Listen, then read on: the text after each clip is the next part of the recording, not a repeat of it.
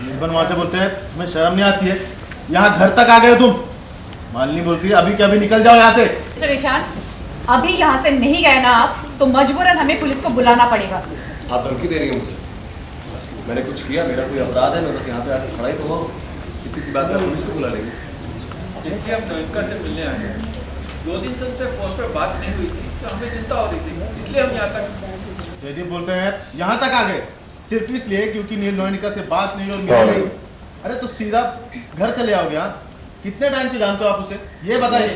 अरे हद करते हो, बात नहीं हुई तो देख रहे हो, इग्नोर कर रहे हो समझदारी से। तुम्हें शर्म नहीं आती क्या?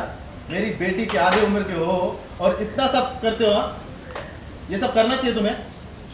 शराब एक शब्द ही सुनूंगा दोबारा। चलो बकवास करना बंद करो और जाओ यहाँ से। अब जेठू मम्मी, ईशान को बहुत लोग जानते हैं और ये कोई आम इंसान नहीं है, बहुत फेमस सिंगर है, तो प्लीज़ आप ऐसे इनसे मिसबिहेव मत कीजिए। वाह, कल से ही बच्चे सब हमें समझा रहे हैं कि हमें करना चाहिए नहीं करना चाहिए। मीनिंग इट्स ओके, मुझे कोई फर्क नहीं पड़ता। और वैसे भी जो लोग बेइज्जती कर रहे हैं उनको जब बुरा नहीं लग रहा है तो मुझे भी बुरा लगेगा। बस मुझे एक बार नेवानिका से मिलना है। वैसे भी मैं यहाँ पे इन सब चीज़ों के लिए नहीं आया। मैं एक बार बस नेवानिका को देखना चाहता हूँ। मैं देखना चाहता हूँ कि वो ठीक है कि नहीं। एक बार मैं उसको देख लूँ, मैं यहाँ से चला जाऊँगा चुपचाप। रुद्र वहाँ से बोलते हैं हेलो, बहुत ज़्यादा हो रहा है तुम्हारा, आखिरी बार बोल रहा हूँ, दोबारा इस घर में दिखना मत।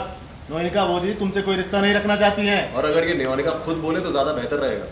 आदिनाथ बोलते हैं तुम हमारा बहुत नुकसान कर चुके हो, अब और नहीं यार। पहले तुम्हारी इज्जत मान सम्मान सब कुछ मिट्टी में मिला चुके हो। यहाँ खड़े रहोगे तो सब कुछ बर्बाद हो जाएगा, चले जाओ यहाँ से।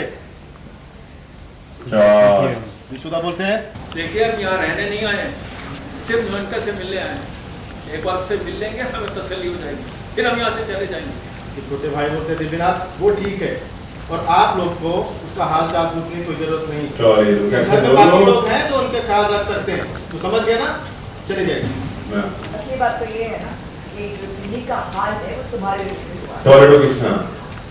उसने अपनी जान देने की कोशिश की सिर्फ तुम्हारी वजह से। तुम मुंबई में उसकी मौत के साथ अय्याशी करते रहे और मेरी बीवी उसे वो दर्द बर्दाश्त नहीं हुआ और उसने अपनी जान लेने की कोशिश की, आत्महत्या करने की कोशिश की। बड़ी मुश्किल से हम उसे बचा कर लाए हैं। क्या कह रही हैं आप? 100% सच कह रही हूँ। ईशान तिन्नी अभी अभी हॉस्पिटल से डिस्चार्ज हुई है और हम नहीं चाहते कि वो दोबारा हॉस्पिटल में जाए, इसीलिए प्लीज़ प्लीज़ यहाँ से चले जाओ। जय जी बोलती है देखो बेटा, समाज में ना तरह तरह के लोगों से मिलते हैं।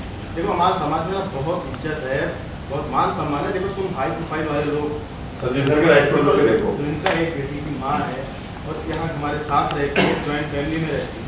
देखो अगर आज उसकी बेटी के साथ कुछ हो जाता ना तब तो तुम नहीं आते ना उससे मिलने। प्लीज़ चले जाओ प्लीज़। ऐसे हाथ में जोड़िए प्लीज़। लेकिन मैं आपसे ना बस दरख्वास्त करता हूँ, मुझे एक बार नयनिका से मिलने दीजिए, उसकी शक्ल देखने दीजिए, मुझे देखने दीजिए कि वो सही है कि नहीं। मैं कसम से मैं आपको परेशान नहीं करने के लिए आया, मैं यहाँ से निकल जाऊँ। ईशान प्लीज आज रहने दीजिए।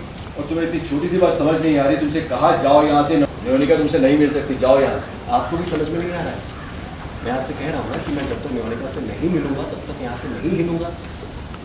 और वैसे भी आप लोग बोल रहे हैं कि नयनिका को मुझसे मिलना नहीं, मुझसे बात नहीं करनी।